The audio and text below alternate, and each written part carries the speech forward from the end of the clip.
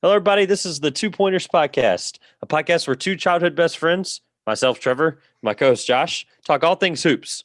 We'll analyze and debate news and what's happening in the world of basketball today. So for our first podcast, it is December 23rd at time of recording. The NBA season just started last night, and we're going to kick it off by reviewing the opening night games between the Brooklyn Nets and Golden State Warriors, and then the Los Angeles Clippers and Los Angeles Lakers, and then give a preview to the season ahead. Awesome. So, first of all, I just want to say I'm excited to get this started with you. This is something that we've been talking about for quite some time. To kick things off, just talking about opening night. Obviously, the NBA season just ended like 2 months ago, and here we are talking about the beginning of a season once again. Unfortunately, for most NBA fans that really were probably watching, I'm excited to see the first. What the viewership looks like. But Nets Warriors was a snooze fest to say the least. But I say that in the nicest way possible because it's exciting to see Kevin Durant come back and obviously Kyrie and having them play together for the first time. Just as the review started, the starting lineup for the Warriors look like Curry, Oubre, Wiggins, Pascal, and Wiseman. And the Nets put out Irving, Dinwiddie, Harris, and Durant and Jordan. Obviously, that's not going to be anything what it looks like later on in the year, probably lineup wise. But my first note here, and I can kind of just go through what the Warriors look like for me. All I had really big time, just what I saw was Wiseman looks good and Warriors don't. The Warriors look bad and Wiseman looks good. I think he's really going to fight for that rookie against that rookie of the year push that LaMelo is probably going to have. But the loss of Clay definitely knocks him out for me, like really hard. I don't think they make the playoffs. We can get to that later on when we do the preview. But I just don't. Especially after seeing them get beat by a obviously very good deep Nets team, I think that the Warriors are are slowly falling at a lot of people's West playoff hopes. Yeah, I was expecting a much closer game last night. I think maybe it was I wasn't so sure how well Brooklyn would come out to start the year, but I mean, Brooklyn really came out on fire. Durant looked like Durant of old, like he hadn't missed a step at any point. Kyrie Irving looked amazing, extremely efficient from the field, and Karis LeVert provided really an impactful punch with Brooklyn off the bench. As for Golden State, like you said, I was impressed with Wiseman. I thought he played really well. But then again, outside of Stephen Curry, there wasn't a whole lot of other options on the offensive side of the ball for Golden State. I I knew that obviously losing Clay hurts a lot. He would be that number two scorer to Curry in a normal situation. Without him there, I still was thinking that with the additions of having Wiggins to start the year after acquiring him mid-year last year and bringing Kelly Oubre, that Golden State would be more competitive. But I mean, I was absolutely surprised to see how lopsided the first game went. Yeah, my last point here on the Warriors. Warriors fans and the team themselves, they were really excited to get Wiseman, and obviously deservingly slash undeservingly, but also obviously so. Yeah. On the other side of the ball, the KD makes his Nets debut, and boy, does he look good! And I think a Hmm. lot of people are going to be surprised by it. I think this Achilles.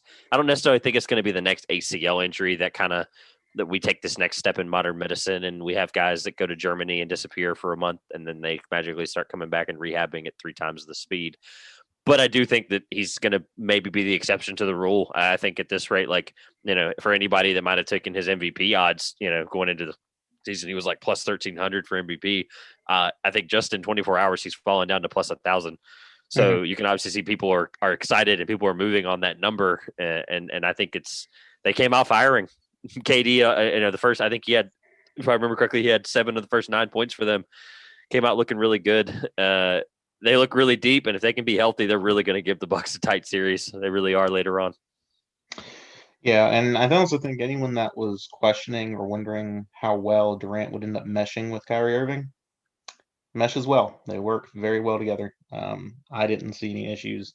Brooklyn looked like a really formidable team, and Golden State did not. I don't know if Golden State's poor play is as much a testament to how much they're going to struggle this year or how good Brooklyn is. I feel like it's probably a combination of both. Yeah, I don't disagree with anything there. I think that Lakers Clippers was definitely the more exciting cap to the evening for the first night of basketball. I like how they did the 2 game setup too. It was really nice. We were able to focus in on 2 really exciting games. Take that how you must. And I think it was nice because it didn't compete against anything really other than maybe like some TV show premieres and TV show finales. It was really NBA was the only thing on last night. And obviously, a lot of people are bored and aren't really going anywhere for the Christmas holiday. And it's exciting to have a Lakers Clippers matchup for the what feels like 18th time in the last 12 months. Like I've seen these 2 teams play more than I've seen any other 2 teams play. My first note, just looking at the Clippers, is obviously, and we eventually we're going to divulge our teams, but we'll get to yours later on. But as a Lakers fan, like I'm not disappointed, but I do want to start with the Clippers. Ibaka looks like the steal of the offseason to me. He looks like one of the key guys that I think moved that a lot of people didn't think was going to move, and and go to a team like that. I had nowhere near him going to the Clippers. Like I didn't. I thought he'd go back to Toronto to be frank, um, but yeah, I think the Clippers look better than a lot of people anticipated. The chemistry seems to be better than last year's team. Last year's team, I think the biggest point people made was chemistry. They didn't play together a lot because of the back to backs and the load management. But specifically, Paul George. I know preseason he was talking about going and working out with the same trainer he had when he was an MVP candidate for the Thunder. And I'm excited to say that other than that hilarious swing pass to no one, where he swung it to, I assume he thought the referee was a Clippers player, but other than that awful hilarious swing pass that's probably going to be on Shaqtin' a Fool until next year. I think the PG that we saw last night is a similar PG that we saw in Oklahoma City. Yeah, I was definitely impressed and happy to see Paul George bounce back. He definitely received a lot of criticism. I thought in the playoffs he didn't have the best performances of his career when he was in the bubble, to put it kindly. But yeah, I was glad to see Paul George back doing what he can do. He's an incredible scorer and a great defender as well. I thought it was interesting to watch the way that Paul and Kawhi played within the Clippers' new offensive set. As the announcers mentioned on the game last night, they're implementing the triangle offense at Kawhi's request to open up more of a mid-range game, which was odd in this day in the NBA to watch a team play primarily from the mid-range last night, like the Clippers did, but it seemed to be working for them. Paul and Kawhi were hitting what seemed like every shot they took from 10 to 15 feet, and yeah, it definitely allowed them to get out to a hot start against the Lakers. Yeah, looking forward. I think Clippers fans should be hopeful. On the purple and gold side of town, Lakers fans don't need to be weary in any way. Obviously, LeBron and AD played limited minutes. Their stat sheet showed it. I don't. They're not taking the first 70 games, 72 games. So they're not taking the first 15 serious. They're not going to, I think they're going to really, really be strategic how they do this, but I'm not going to spend 5-10 minutes talking about LeBron and AD like every major network's going to do this week. They look good and the bench looks deep. They got 14, 12 and 8, 12 rebounds, by the way, not assists out of Dennis Schroeder, and 17 and 10 out of Harrell. And as much as I made a point about Ibaka specifically, it scares me a little bit to see, like, obviously Harrell played great, but Ibaka's impact seemed huge. And I know they both were available for either team. They could have re-signed Harrell. The Clippers could have, but it's the Lakers bench looked good. 15 from Kuzma. Horton, Tucker, and Caruso didn't play very much at all. They were basically third stringers tonight or last night, and they only lost by like less than 10. It surprises me. So if LeBron and AD take 15 to 20% off of the season, like I mentioned, to prepare for playoffs, then this Lakers team could still win games, even with them resting. Yeah, I was definitely the most impressive thing to me was seeing Schroeder and Harrell's debuts with the Lakers. Schroeder looked amazing. I've always been a fan of Dennis Schroeder. I always thought he was a bit of an underrated player for a long time, and he's finally kind of gotten his due and his recognition this past year after his incredible season he had in Oklahoma City. And he and Harrell seemed to have a chemistry together. They were working incredibly well when they were on the court together. And were really the biggest bright spots, I thought, for the Lakers in that game. like you mentioned before, I thought Ibaka looked amazing. He played his part well. He was playing incredible defense on LeBron James, where they had him throughout the majority of the first half, where LeBron had a lot of his struggles in the first half with Ibaka guarding him. And I think it shows kind of the more of a defensive mindset that the Clippers can get down low from Serge Ibaka that maybe they might not have had before. Um, but as for my perspective as a Laker, for you as a Lakers fan, I wouldn't be too worried about. I still think Harrell's that great signing to have over Ibaka. Harrell's the young guy. He is probably still improving. Last year's his breakout season. And while Ibaka looked great, he is older in the league. And who knows how many more years Ibaka will have at that level moving forward. But I thought all of the new additions looked great for a matchup that it seems like we've seen a bunch of times over the past year. It felt fresh with the new players there, and looked like it looked like a competitive game. Can't wait to see it again.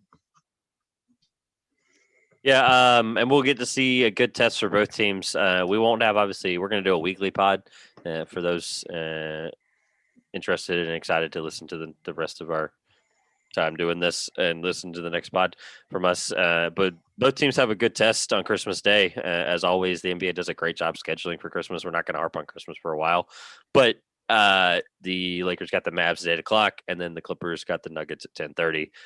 Really good matchup for both teams, and I think we'll get a really good test of what they look like individually, not against each other necessarily. Cool. So moving on to it seems like such a quick little recap there, but it's an exciting first two games of the regular season. I think for us moving forward, this is going to be something where we'll review some of the most highlighted games that either had something, whatever's topical, whatever was really important, whatever feels like needs to be talked about. And I think those were some points that we really wanted to put out there for those two first games. Excited for watching Christmas. I don't know how, I know how a lot, you as well as a lot of other people, I basically have it on in the background / I watch my team specifically if they're playing, but I watch every Christmas game if I get the chance, 12 all the way to 10:30. And I'm excited to do so once again for like the 10th straight year in a row. We can move on into our 3 offseason takeaways, and I'll flip it to you to start those off. Yeah, before we get to that, just wanted to say, really great credit to the NBA to be able to get the regular season started before we get to those Christmas Day games. And that's the biggest thing the NBA has mid-season outside of the All-Star break from a publicity standpoint. And it's just like a tradition. It would be like going through Thanksgiving Day without seeing the NFL. The NBA has Christmas, and it just would be weird to go through Christmas Day without seeing like these great NBA matchups. And they really have an incredible lineup for those games. And so I'm definitely excited, and I was glad to see that the NBA could come back, even though it was just an incredibly short offseason. As unfortunate as it is to preserve the next season, which obviously was the goal of the owners in every way possible to try to get this next season rolling as fast as possible. Obviously, MLK was like the lightest possible date that they had discussed, and this is good. It's good to see that they still are going to try to have as much competition out there as possible. Not just on Christmas Day, but there's a lot of good double headers throughout the rest of the year as well that are highlighted based on obviously the travel schedule that they're implementing. But I'm excited that they're, it's like you made a good point about Thanksgiving Day games for the NFL. I don't think I'd have Christmas or Thanksgiving normally if the NFL didn't play. Like it would feel so off, and Christmas Day would feel off without the NBA. So I'm glad that they were, like you said, were able to preserve that. Cool. The 3 offseason takeaways, like I said, we're going to move on into those and kind of give just obviously we can't really make a huge opinion out of just 2 games. Obviously, seeing 5 on Christmas and then seeing 72 the rest of the year is going to be exciting and fun. But just a couple things this offseason was just a lot of moving pieces and a lot of draft pieces all over the place getting traded in the back half of the first, early second round. There were so many different things, and I'll actually start. We can start with the draft. I'll let you go through that first point. Okay, so now we're going to move into our off-season kind of review / preview to the new season part of the first podcast, and I wanted to kick it off with looking at the off-season takeaways, starting with the NBA draft. Was this a good draft or a bad draft, Trev? What do you think? I don't think. Obviously, it's game one. It's game two. We just had two games.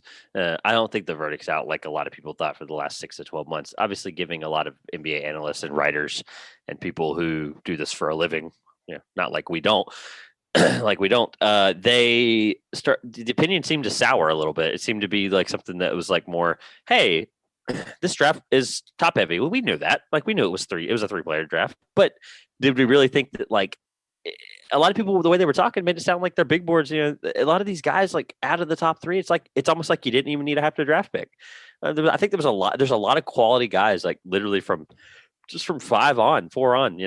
Whether you like Patrick or not, I think he's a pick that the Bulls made based on potential and based on the guy that they liked. But I think there's a lot of value in the second round with a lot of teams like the Hornets getting Vernon Carey and some RJ Hampton into the first round going to the Nuggets. But I think at the end of the day, the verdict isn't out on this draft, and it shouldn't be. It's kind of an understood point, but I think for me personally, I just think there's a lot of guys that that are going to really make an impact for a long time in this draft.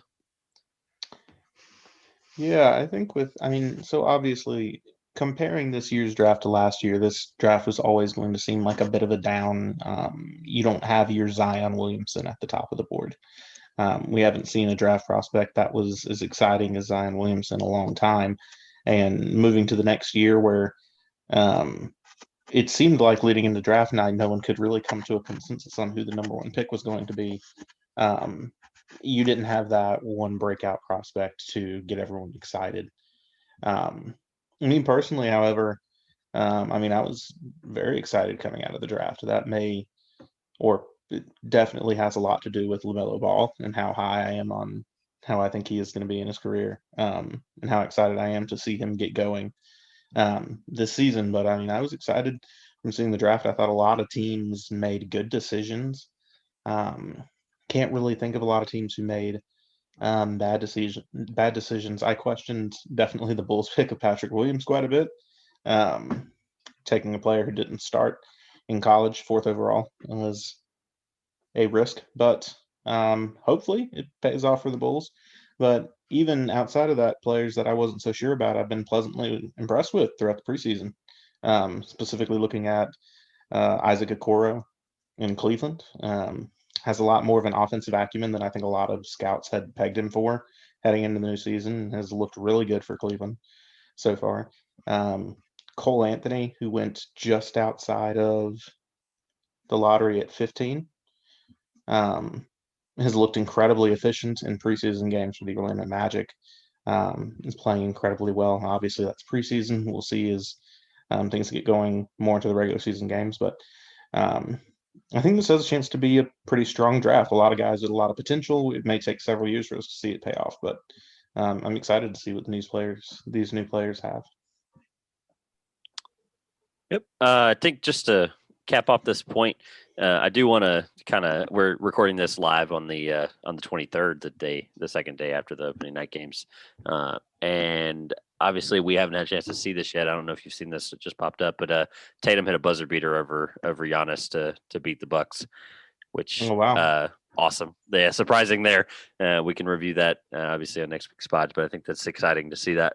Obviously, it sucks for the Bucks going down like that on opening night, but I mean, it looked like, from what I could see in the little pop up there, it looked like a great shot by Tatum. Of course, looking like a star, which is a good way to end that part of the draft there, the conversation. I think the next point here that that came up for me specifically, that I think we both kind of discussed very slightly, but also now we get to kind of go over in detail, is the rich got richer.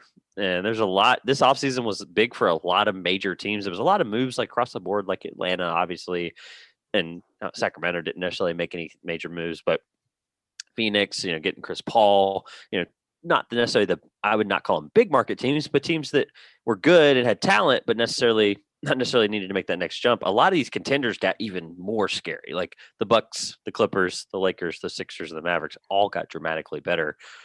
Some of them, because of each other in the Sixers and Mavs case. But I think it's going to make this next playoff run really, really competitive and really, really, really exciting. Not that it already wasn't last year, but obviously the bubble that kind of it dampers it a little bit in that sense. But I'm super excited to see how the next how the rest of this year plays out, as well as into the playoffs. Yeah, I just thought it was funny. The way you say the rich got richer, like it was a surprise here in the NBA. I think it's just and I think it's unfortunate at times. You see a lot of the small market teams don't or aren't able to make a lot of big moves. They have to be craftier with what they're attempting to do, and a lot of times wait on the draft to make that jump. Um, I think we're seeing a lot more of a player-driven league now. Guys aren't going to wait around on teams that they don't see going somewhere. Um, we're going to see guys make moves like Serge Ibaka and Marc Gasol both leaving Toronto to move out and take opposite sides in the battle for LA to chase a championship in the Western Conference after winning one in Toronto 2 years ago. Yeah, I mean, definitely the rich got richer. The two Los Angeles teams and Milwaukee definitely being the front runners on that side are the ones that I think improved by the greatest leaps. Milwaukee, we haven't touched on bringing in Drew Holiday, which I think, in hindsight, now that Antetokounmpo has signed his extension with the Bucks, I think is a great move from Milwaukee. Obviously, what all of their attempts in the offseason were to beef up the team to convince Giannis to stay, and that paid off. Yeah, I don't have much to say about anything in depth other than I really do like what Daryl Morey did in Philadelphia, but I can't believe just a lot of the buzz out there about where will Giannis go, where will Giannis go, the Heat, the Warriors, the Knicks, all these places. This is the same guy we're talking about here. That in all these he's a funny dude. Obviously, we've seen he's a lovable guy. Bucks fans love him. He used to sell CDs on the streets in Greece. He's come from a hard background, and he gets to America, he gets to the NBA, and goes through the system. And like, this is the same guy in that viral video that took a trash bag full of free water. And you're thinking that man's not going to sign the max that the Bucks can give him for all that money. He's going to make sure he gets his money. And guess what? Like you mentioned, player empowerment movement. He can go in 2-3 years. He can say, you know what, Milwaukee, I'm out. Trade me or I'm not playing. That's it. It's that simple. That's where we are at this day and age with the NBA. And guess what? It's going to keep happening, and I don't see it not happening. I think it's not bad for the league. I don't think that's a hot take by any stretch of the term, but I think it makes teams more strategic and more cautious. It's a lot better than it used to be in the tail end of the 80s and into the 90s, where we used to sign 7-year contracts, and even into the early 2000s, we signed guys for 7 years, and that was normal. You got to the fourth year, and you realized it was a waste of money. So I think, like I said, we shouldn't be shocked by the Giannis signing. That was obviously, he did it down to the very end there in terms of timing, but I think it's a lot of teams got better. Like we mentioned already, the Bucks, the Lakers, the Clippers, the Sixers, and the Mavericks specifically are the 5 teams that I highlighted, in my just studying of this pod. But I think all 5 of them are going to be the ones to watch out for. Well, I think that's a great way for us to transition. And speaking of players deciding to say trade me, let's talk about what happened in Houston this offseason, or what's happening in Houston now. The situation's ongoing, and honestly, the craziest, basically non-basketball storyline in the NBA at this point.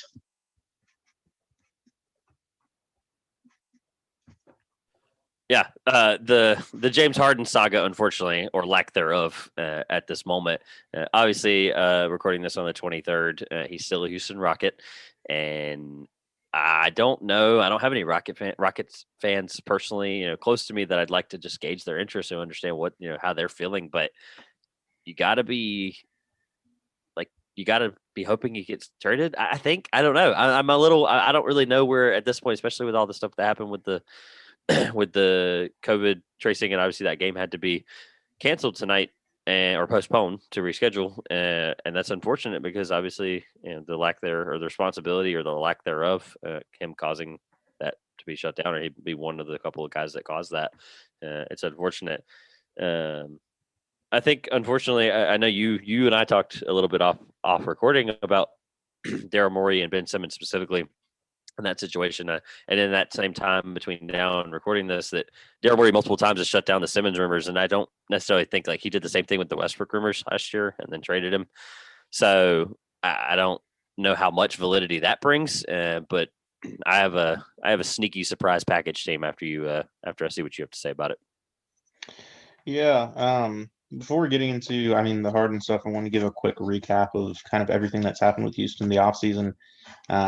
You've got Houston after the playoffs exit, firing Daryl Morey as president of basketball operations.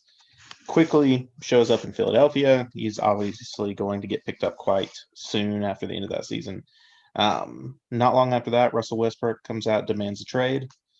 As we've seen, Russell Westbrook got traded to Washington in exchange for John Wall. John Wall now, and Houston brought in DeMarcus Cousins and Christian Wood in the offseason, which seemed like, a risk to take on Cousins, who we haven't seen play many basketball games in the past 2 years, and then Wood, who had a breakout season in Detroit last year.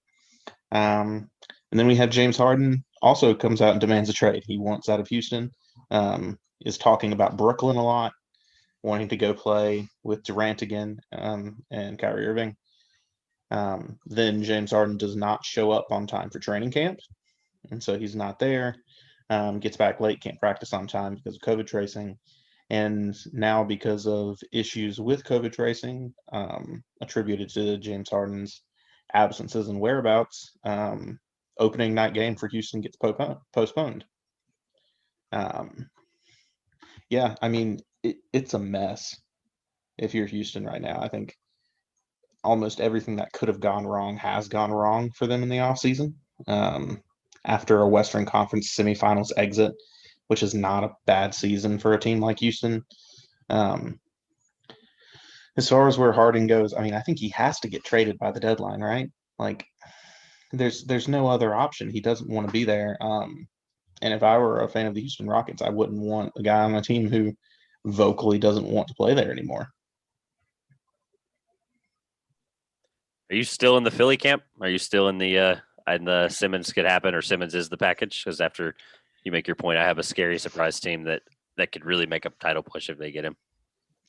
At the end of the day, I think you're going to see James Harden end up in Philly. It's just the one that feels like makes the most sense. I don't think it's a great idea for Philadelphia necessarily moving forward. I don't see it happening in Brooklyn. It seems like Houston would want Kyrie Irving out of a deal to Brooklyn, and that's not going to happen from the Brooklyn side. And I've heard rumors about the Denver Nuggets talking about trading for Harden as well, but I also don't really know how that one would work out. Denver has a lot of young talent that it wouldn't make any sense for them to move. So I think it's gonna end up being Philadelphia at the end of the day. All right. So my surprise team that I think, and this is very minimal mad scientist trade machine me. I didn't take very much time doing this, so I know contract wise, this team used to be very notorious for having one or two bad contracts no matter what. But I think a good package that could really, really surprise people. We get closer to deadline. You think, you always hear the whole thing with the value being as low as possible, whatever. I don't think it changes with a guy like Harden. I don't think it changes with a guy of his caliber, but not necessarily in the case of, I think, a pack team like Portland, which might surprise a lot of people, might be like, yeah. But I say this only because of the capital, and they have assets now. They really do. They're starting to build reputable assets. Whether you could package, and like I said, haven't made the mad scientist money work yet. I haven't had a chance to really break down detail, but just in terms of pure, Houston gets desperate, or they hear an offer on one corner, and Brooklyn gets really enticing, and they get one from here, they get one from there. Sacramento, maybe, right? Whoever, right? Portland has a couple of guys like Simmons, or Anthony Simons, sorry, Gary Trent Jr., Nasir Little, Zach Collins, and a bunch of first round picks and pick swaps. They don't have any draft capital tied up to other places drastically over the next 5 to 7 years. So I know it's a long shot, but a package like that, you get the money right in however way you have to. Get a third team involved. I don't know. Like I said, I haven't really had a chance to break that down necessarily, but I think that could surprise a lot of people. It could be like a Toronto was for the Kawhi Leonard situation. No one saw that coming. Not a single person out there told me or told the world, yeah, Toronto, that's where he's going. But the DeMar DeRozan package became available. Masai Ujiri went for it. It paid off, obviously. They now have a championship banner in Toronto, as excited as Toronto fans were. It was worth every second of it, trading for Kawhi for a rental, basically, before he went to LA. But I think that's a package that could surprise people. Yeah, I think we could probably sit here and speculate a million different ways that this could go. The only thing I'm sure of is that James Harden will not be a Houston Rocket at the end of this year. I just don't see a lot of situations where a guy comes out demanding to be traded, saying he doesn't want to play there, and starts listing off teams he'd like to play for, where the player ends up staying with that team very long. I mean, we saw a similar, not as extreme situation with Anthony Davis a year ago, where Davis came out and said he wanted to leave New Orleans. And at times, the New Orleans front office said that, no, we're going to go into the season with Davis. We're not going to trade him. They traded Anthony Davis. The players that request their trades, they're going to get them, or else it's just a bad situation with the franchise if you don't. Yep, we'll continue to keep every single eye possible on that situation. With obviously with Woj and Shams, I've got my tweet deck pulled up and constantly keeping an eye on what's going on in case this Harden saga eventually explodes and it ends up being the biggest NBA story for 7 days. But I think it's time to move on because like I said, every major network's going to cover Harden for the next millennium until he gets traded or doesn't, until that March deadline. The playoff predictions for us. This is for two reasons. One, obviously bragging rights between the two of us. At the end of the season, we can go, hey, you were really wrong here, or I was really wrong here, and we can go through that later on, and we can see. We can also do a season review and review what we were right and wrong about. Do you want to start with the West or the East? Let's start with the Eastern Conference. All right. The East, I'm excited. I think it's pretty obvious that we both have it. One, this was, to be clear for those listening, this was all noted and recorded prior to Tatum hitting the game winner tonight and putting Milwaukee at 0-1, to be completely clear. You can go first. All right. I have Milwaukee. That's why I made my disclaimer. Little asterisk there. I have Milwaukee first. I don't think there's any question or debate about it. I think we both agree on this. Yeah, no debate. At the end of the day, Giannis Antetokounmpo, in my opinion, is the best basketball player in the world. Milwaukee got slightly outplayed by Boston tonight, but Milwaukee. I think Giannis is the best. They've been the one seed the past 2 years, and I don't see that changing now. Cool. Two, I've got the Heat, and again, disclaimer, before the Pelicans beat them tonight. So, again, both these predictions were made, or all these predictions were made prior to any 0-1 starts or 1-0 starts. Unfortunately, it sucks to see them lose to the Pelicans. They looked good, but the Heat, they're going to get better together as a team. I think the Jay Crowder loss really hurt them a little bit, but I have them second because I think they're the second best team based on every team getting better. I think they're just overall going to play better together again, ride their momentum, and I don't see them falling. If I'm wrong about second, I don't think I'm wrong at much lower than third or fourth. Yeah, with mine in second, it's where we differ a little bit. I got to go with Brooklyn. I had this thinking that it was going to be Brooklyn prior to last night's dominant victory over Golden State, but Brooklyn looks amazing, and I think that there's going to be a big gap between 2 and 3 for me this year in the Eastern Conference. I think Milwaukee and Brooklyn are going to be the runaway front runners. I think they're going to be runaway front runners, and then there's kind of going to be the pack with everybody else. All right. 3, I have the 76ers.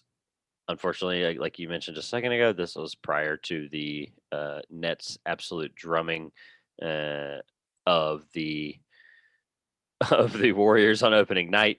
The Nets absolutely looked amazing, but the Sixers is who I had here, which not surprising that you have the Nets second. I think at the end of the day, it's going to be, like you said, it's going to be 1-2, or it's going to be 1 and then everybody else. I think Milwaukee's really going to have the upper hand on everyone else specifically. But Philadelphia, like we mentioned slightly in the Rich Got Richer part of this a moment ago, Daryl Morey did a really good job coming in and providing what they needed and getting rid of Al Horford's awful contract, opening up the books there to make the moves they did to acquire Seth Curry and acquire shooters around around Ben Simmons and Joel Embiid. Again, I don't think Ben Simmons, like we mentioned, when Harden gets moved at the deadline for James Harden, but I do think that the Sixers are going to be third in the East, and I'm excited to hopefully not die on that hill.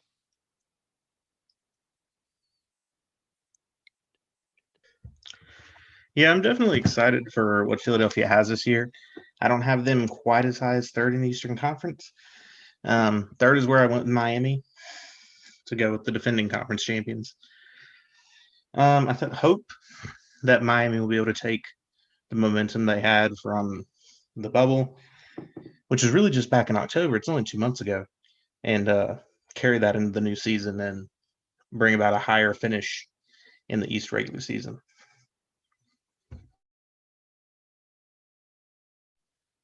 All right, I didn't have the Nets farther down than you, much farther down than you did. I had them at 4. I think if I had got the chance to see how the 22nd on opening night went, I would have had them too, like you did. But I think Brooklyn, point blank. Unfortunately, this part of this opinion is going to come from that drubbing, but obviously I thought they were a good team. If KD was, I told you 90%, I mentioned that before recording. If he's 90% of himself, which we now see that he may be 100%, them two together, it's KD and Kyrie, whether you like them or not, like whether you have an opinion of KD, like some people very negatively do, or you don't think Kyrie is a championship level player. He obviously has proved it before. And I think it's a good team, and they look really good. They look really deep. Like we mentioned in the top there, their bench is going to give them quality minutes in the playoffs at 4. Yeah, number 4 for me is where I went with Toronto, the champions from 2 years ago. What I feel like I've seen the past couple of years in the NBA, a lot of teams have the ability to get out and score. Teams that have found success when we get into these deep playoff runs are teams that can play really solid defense. And I don't think Toronto's schemes have changed all that much.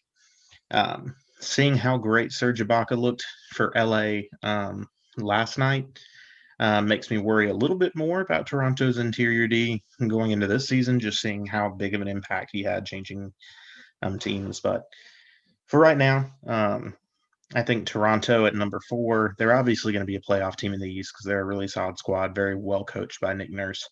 It'll be just to see how well they adjust, considering their team took a bit of a step back this offseason.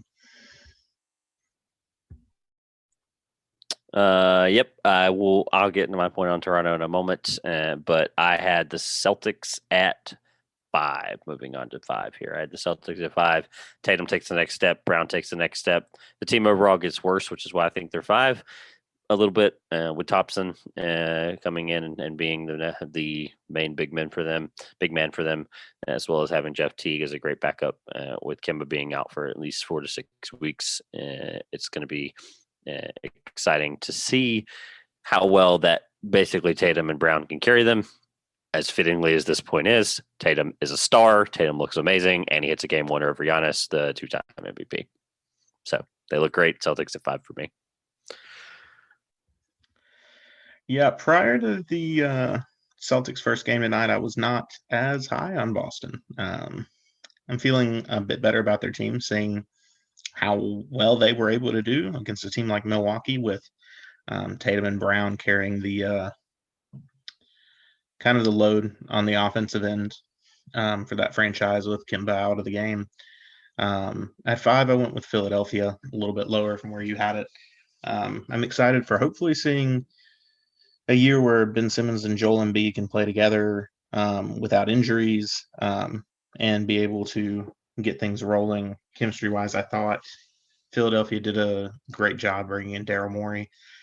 He's done a great job of adding a lot of outside shooting with Seth Curry and Danny Green and some other pickups they've made throughout the offseason to shore up the scoring in for their franchise. I have a lot of high hopes for Philadelphia this year. I hope that pays off for them.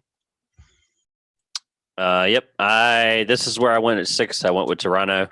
I don't disagree with anything. Obviously, we're in out of order. Obviously, we have our own order, and it's good that we're not completely agreeing entirely on this. This is good, and I think this will give a good point of bragging rights later on. I got Toronto at 6. I think they regress heavily with Marc Gasol and Serge Ibaka gone. I don't think, my opinion, goes much further than that. I am very high on Siakam, a lot higher than most people in our NBA circles and friend groups and chats. I think I'm a lot higher than most on Pascal. I think he's a star. I think he's a stud. I think he's going to continue to average 25 for Toronto until Toronto gets a second guy beside him to really take away a lot of that scoring load. Obviously, Van Vliet's going to be big for them again. Basically, one of the largest reasons they won the title outside of Kawhi, with them getting that nice contract, which deservingly so. I've got Toronto here at 6. Yeah, 6 is where I place Boston. I think we kind of rounded out. We have the same top 6 teams, just in a slightly different order. I mean, the Celtics were a team I liked a lot last year, man. But it's just hard for me to put faith in them in the playoffs. They seem to kind of make that run. They get to the finals and they just can't pull it off every year. They just come up short. It doesn't encourage me seeing them let Gordon Hayward go, which after tonight, the first night's games, Gordon Hayward scoring 28 points in his debut in Charlotte. Still, I mean, it's obviously one game, and we don't want to overreact, but Gordon Hayward still looks like a huge scoring threat that it just feels like a bad decision in Boston not to bring him back. Yeah, I thought Boston just kind of regressed, and I thought that this season for them would really come down to whether or not Jason Tatum and Jaylen Brown continue to take leaps forward. Based on his performance tonight, I think Boston fans have hope that Tatum is going to continue to take leaps forward. And if he does, I think Boston finishes a lot higher than 6. But as for right now, I think I've got them at the 6th place spot. But really, in the East, that 3 through 6 is going to be, I think, really tight. There's not going to be a lot separating those 4 teams. All right, getting down to the nitty gritty here at 7, 8, and then we're obviously gonna finish. We'll go 7, 8, 9, 10, and 11 because now obviously 8 is not all that matters a little bit, but we're going to finish up through 11, and then we won't talk in detail about 12 through 15 for either conference because we want to make sure we get to our surprising rising teams, which we'll have a point about at the end here once we finish these rankings. But I think it's a good it's a good way to show, like I said earlier, what we think going forward. To go on to number 7, my next point, I got the Pacers. The Pacers here at 7. I don't think this pick is something I wanted to make. I definitely could have them at 6 where the Raptors are. I could have them at 5 where the Celtics are. I could have them, like they could be a 4 seed even. It really comes down to, does Oladipo come back completely healthy, and does him and Sabonis work together like they should? They're both great players, and Sabonis takes a good leap last year, and he's a great player for them. I think he's going to be a piece for them for a long time. Do I think they scare somebody like they did the Cavs a couple years ago? No, not necessarily. But I think the Pacers are a team that can at least compete in the first round. I think you can go ahead and preview your 7, 8, 9, and 10 since we're getting into kind of this new play-in game round that the NBA is introducing this season. We saw a tiny bit of it in the West last season, but the NBA fully implementing the idea this year where 7 will play 8 to secure that 7 seed at the end of the season, while 9 plays 10 to eliminate 1. And then the winner of that 9-10 plays the winner of 7-8 for that last 8 seed spot. So you can go ahead and just go through your 7, 8, 9, 10, and then I'll give mine. We can preview those. Cool. Like I had already mentioned, I had obviously Indiana at 7. I have the Wizards at 8. I think Westbrook gets them back into the playoffs, like John Wall barely did in the past. I think him and Bill next to each other is going to be really exciting and really fun. I got your beloved Hornets at number 9. I think they scare some teams. Unfortunately, losing Zeller for, I would say, minimum 3 weeks. I don't know how much a fractured wrist, probably 3 to 4 weeks at least.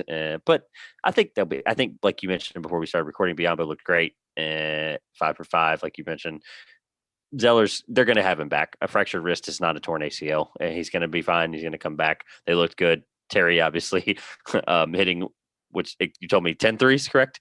10's a lot, and he looks really good. And I don't feel like I'm going to die on this Hornets hill at the end of the year. I think it's going to be a nice point to make again later on. I've got the Hawks at 10. I'll get to them in a moment in more detail.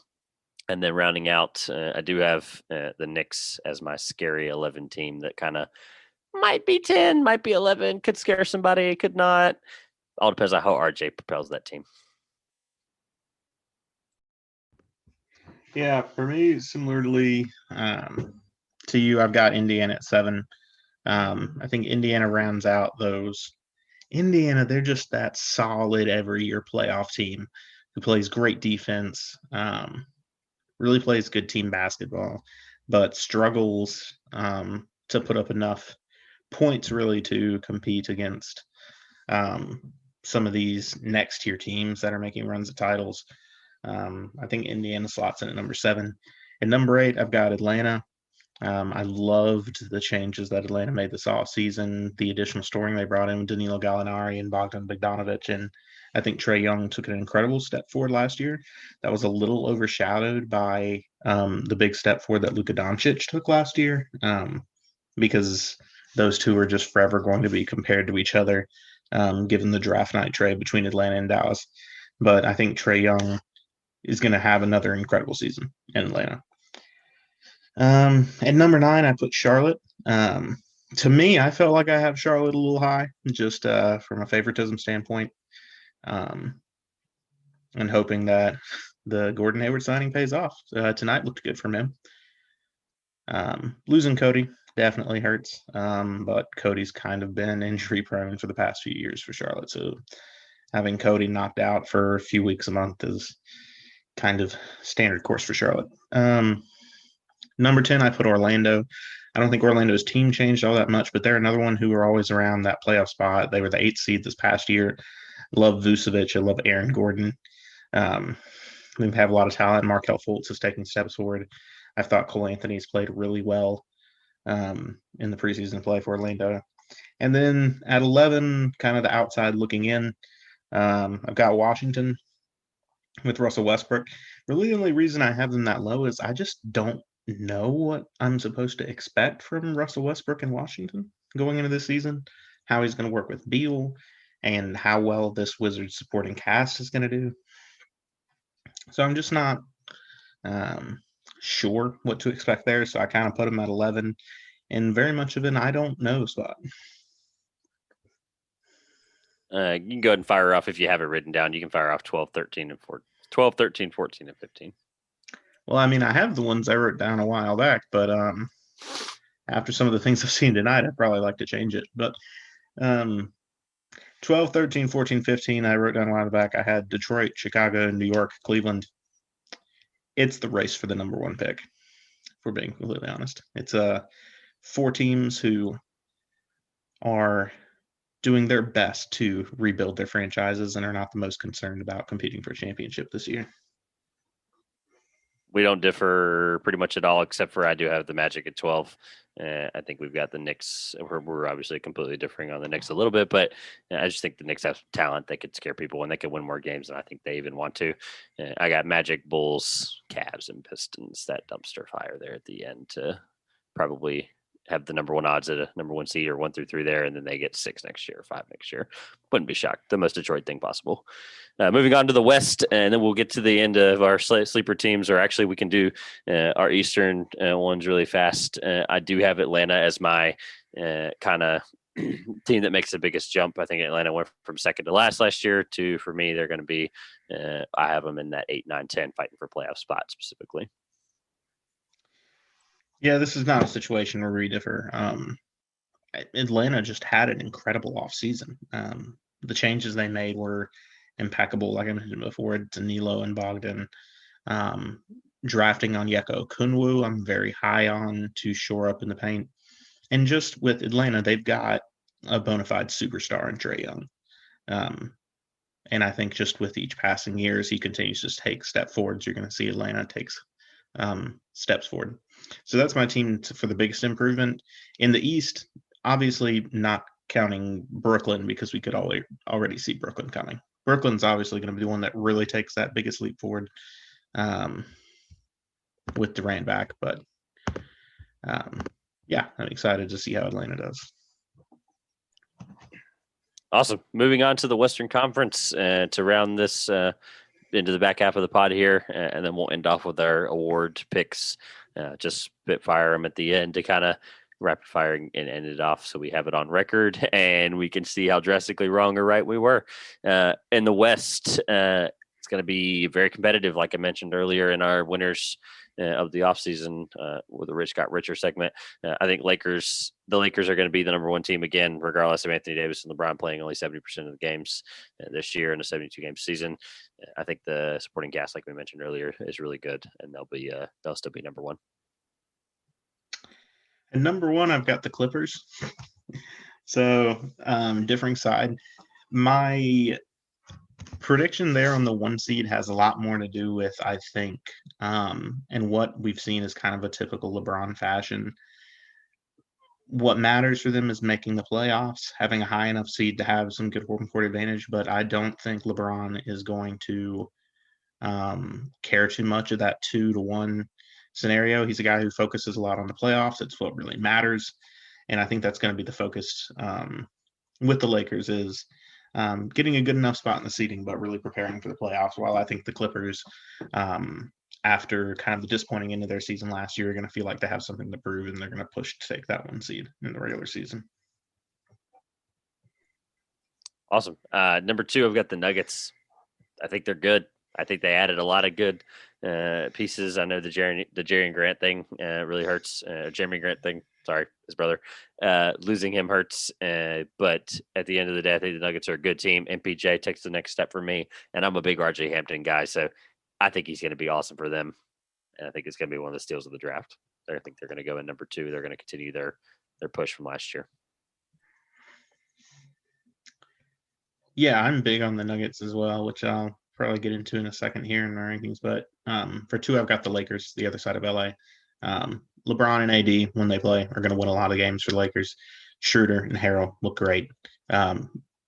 It's the 2 Los Angeles clubs are going to be at the top at the end of the regular season. No telling what happens in the playoffs, but I think that's how the regular season is going to shake out.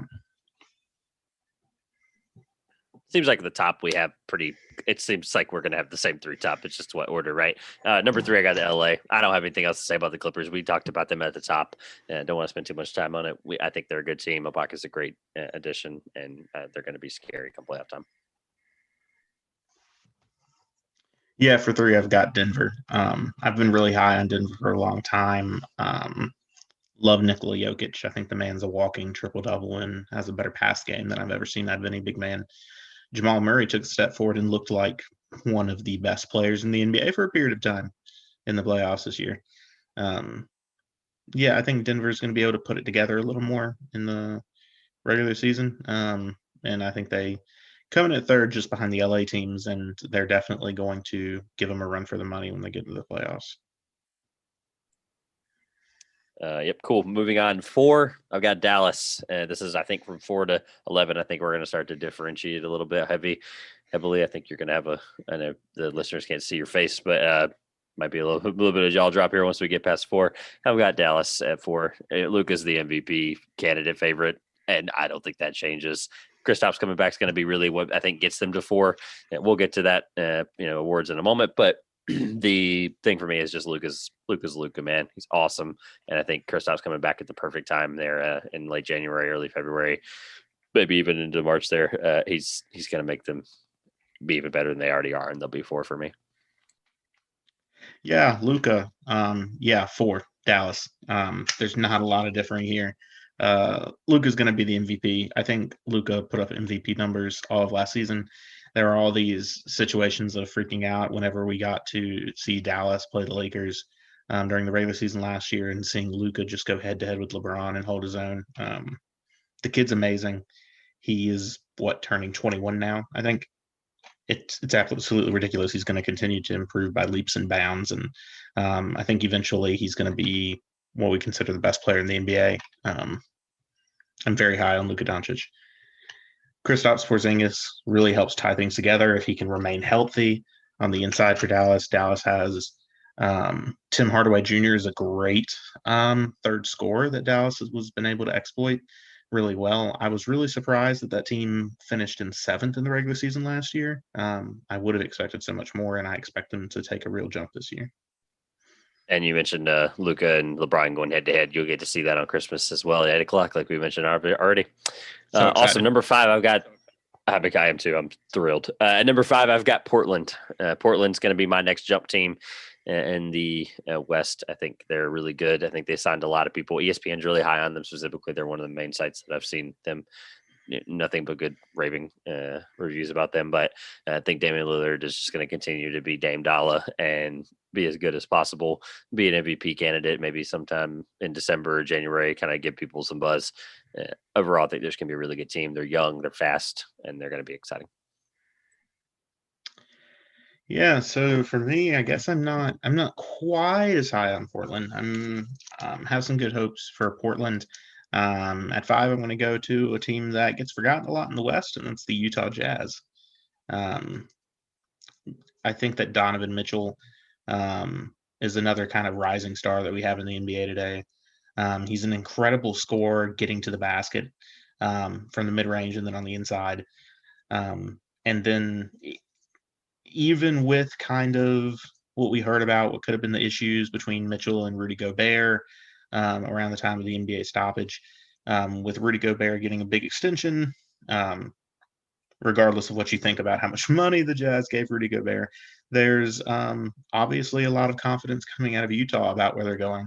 And like I mentioned when I talked about Toronto earlier in the podcast, teams that can play defense really well go far, and that's what Utah excels at. They brought Derek Favors back into the mix in Utah, who's an incredible defender, going there with Rudy Gobert, and I think the Jazz are just going to be a hard team to score on. And with Mitchell and Conley and Ingles and Bojan Bogdanovic, who can really shoot the ball, I think Utah is going to be a tough team to play, especially for teams going on the road to go to Utah. All right. Don't drop your jaw too far, but I do not have the Jazz that high. At 6, I've got Phoenix. I have Phoenix taking the biggest jump of any team in the West this year, unless I've got some math wrong. But I am a Devin Booker guy. I won't spend 20 minutes talking about him. I love Devin Booker. I think as such a big Kobe fan growing up, like I'm not comparing them in any way possible. Let me be completely clear to you and the listeners. But I think you could see flashes that you can see that he's trained with him. You could see he was an idol to him. And I think Chris Paul is going to just be able to get him the ball, get people around him the ball. And they're going to be really, really good as long as Chris Paul getting into his late 30s can stay healthy. Obviously, if they could rest him properly and have Rubio in there in that system as well, they'll be able to keep Chris healthy into the end of the postseason. They should be able to make a run. I'm pretty excited for Phoenix. They'll be my league pass team for sure. Yeah, for me, it's 6. That's where I clocked in with Portland. I think it should be a good boost up for Portland, not to be having to compete for that playoff spot at the very end of the season like they had to in the bubble. But I think Damian Lillard proved he's a clutch player who really can almost single-handedly put his team on his back and drag them into the playoffs like he did in the bubble for Portland after them having a pretty pedestrian and disappointing season prior to going in there. Hopefully I see Lillard help him take a step forward, but I don't think I'm as big on Portland as some other people. There's a reason that they had to take that long push at the end to get into the playoffs. They've got some issues. I didn't see anything on the offseason to address the issues they have or really take steps forward. Maybe I'll be proven wrong, but I think it's largely for Portland, very much a 2-player team. Maybe they can get some more out of Yusuf Nurkic this year to make it not just a 2-player team, but got Portland at 6. All right. And then just like the East, I'll roll through 7 through 11 just to I don't have a huge point on any of them except for one. I think really it's going to come down to just like the East we mentioned after 1 and 2, or just after 1, it's going to be like within a 5-game span of each one of those. But I think between 7 and 12 is going to be no more than 6 games, I think, and drastically. But at 7, I've got Utah. I agree in every point possible you mentioned about defense. I think they still stay in the playoffs. I don't think they jump completely out. Obviously, they got they didn't get worse. They having Donovan Mitchell get better every year. That's awesome. And they paid the price they had to pay for Rudy Gobert to keep him in Utah. The supporting cast is just as good. Just their bench depth scared me in the playoffs last year, and getting basically down to 7.5, 8 guys. Like it felt like they were playing the same 7, 8 guys, and that was obviously why they didn't advance any further. At 8, I've got Houston. This pick scared me. That's just making this list scared me because Houston could be 4 if James Harden plays really well and John Wall's healthy. And this happens, and this happens, and this happens, and every domino has to fall perfectly. Houston could be 4. Houston could be 15 if he gets traded. Like there's such an influx there. I just slapped him right in the middle at 8, and I think I think they don't have James Harden by the end of that, they either fall out of that 8 spot or they just lose the play-in game. I've got Memphis at 9. Memphis, to me, I really wanted to have them at 8 so bad. I wanted to have them at 8 so bad. John Morant looks like a superstar. I think he's going to be amazing. Love Zion, or not Zion, sorry, teammate of his in high school. Love Ja to death. I think he's a great player. I think he's going to keep them. Obviously, Jaren Jackson Jr. being day-to-day going into the season, he should be able to get healthy in time for them to be a dynamic duo. And then at 10, I've got the Kings, and 11, I've got the Pelicans. I think those two are kind of interchangeable within a game, half a game. I don't think it really changes much for me. I think the Pelicans are really going to fight for that playoff spot, barring anything crazy happening to Zion. Yeah, so I think that 7, 8, 9, 10 is where we're going to have a lot of big differences. The bottom of the West is hard, man. There are a lot of teams with some young talent that are all just kind of the same area. They're going to be jockeying for position. At 7, I was fairly similar to you, and then I got Phoenix. I think Phoenix took a big step forward in bringing in Chris Paul, and we saw at the end of the bubble they seemed to finally kind of put it all together. They were winning games left, right, and center. They finally seem to figure it out. Devin Booker's awesome. I think DeAndre Ayton is going to continue to improve a lot, and he looks like just really a dominant big man, great scoring touch. He's going to grab a lot of boards. And adding Chris Paul is just going to be able to lead those young guys in Phoenix, I think, really well. At 8, I went with New Orleans. I think New Orleans has too much talent not to be around that playoff conversation. Brandon Ingram, our reigning most improved player. Zion Williamson, hopefully healthy, playing a lot of games. New Orleans has said there's not going to be any restrictions. There's not going to be a snap count, if you will, on Zion Williamson this year like there was last year. And hopefully if they take the reins off, we've seen what Zion can do in college and in the NBA. He's a force of nature. And so I think he's going to be able to really carry that team forward. 9, I put San Antonio. I think Greg Popovich is going to drag that team kicking and screaming to being close into the playoff conversation, because he always does. That one all comes down to coaching for me. 10, I put Golden State because I have no idea what to do with them. I think Stephen Curry, healthy. Golden State really tries this year. I don't think Andrew Wiggins is going to be as bad all the time as he was last night. And I don't see Golden State actually being in that bottom 5. With 11, I put Houston because of the James Harden situation. I've got Harden kind of going early and Harden going mid-season. So Houston starting out well, trading Harden, and then going into tank mode for the rest of the year. And just landing Houston at 11, just outside that playoff conversation.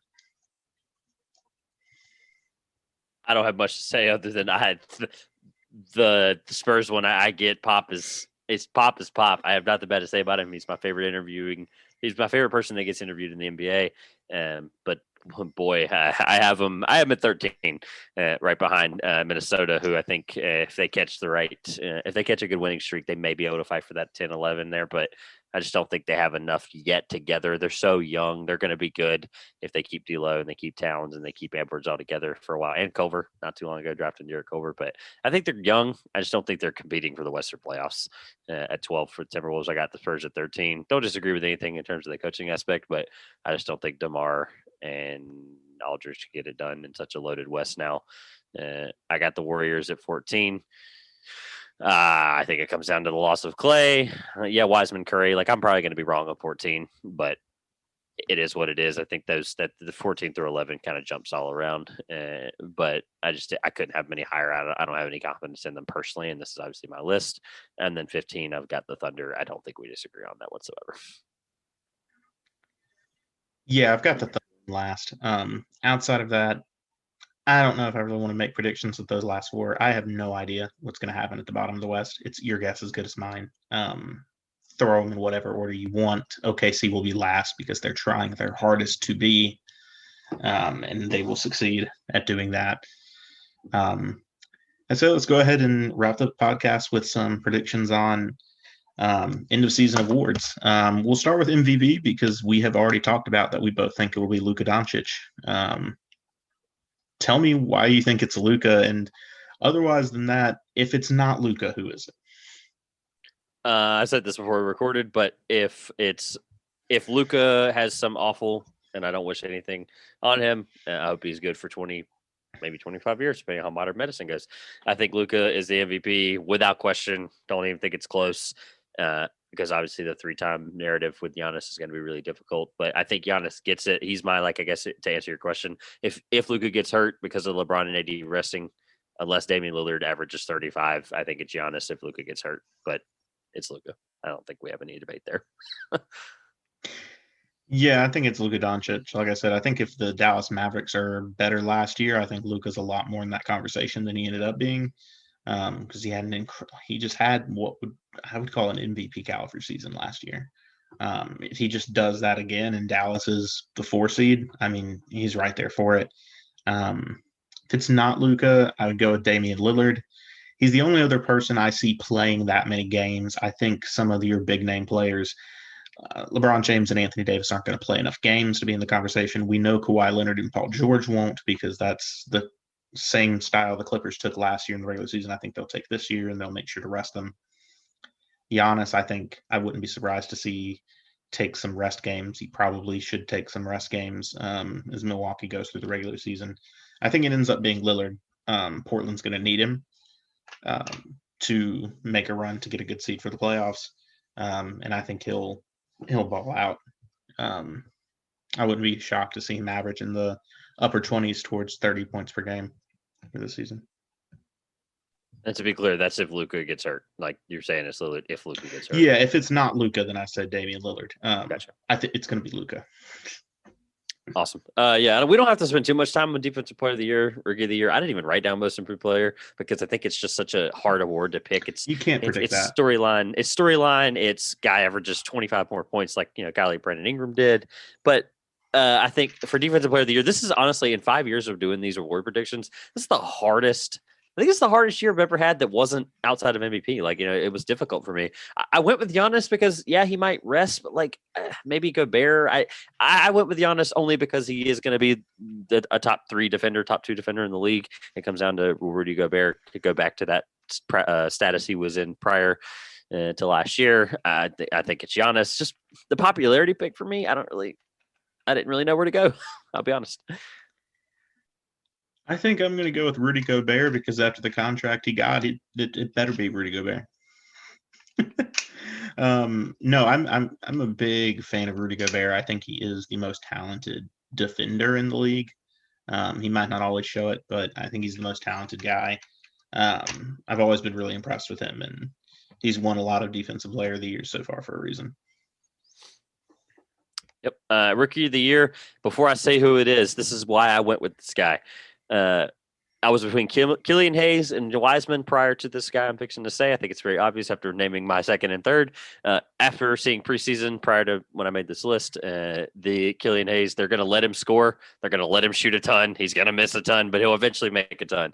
I think Killian Hayes is going to get the playing time, but Wiseman, especially after we saw it yesterday, I made these predictions prior to seeing him. He looks great, and he's going to look great. I just don't think he's going to move the needle enough to get the voters to not vote for Mr. LaMelo Ball. I think it's going to come down to a popularity contest if it is close. And of course, most popular guy, most sought after vote, he's going to be the guy. As a diehard Charlotte Hornets fan, I am required to say that LaMelo Ball is going to win the Rookie of the Year award. No, I really hope it's LaMelo. It's not a situation where I'm going to be able to take my bias out of it. I need it to be LaMelo Ball. Yeah. The Charlotte franchise could use some hope. Yep, I don't disagree. And I think if it comes down to that healthy across the board, I think it's LaMelo.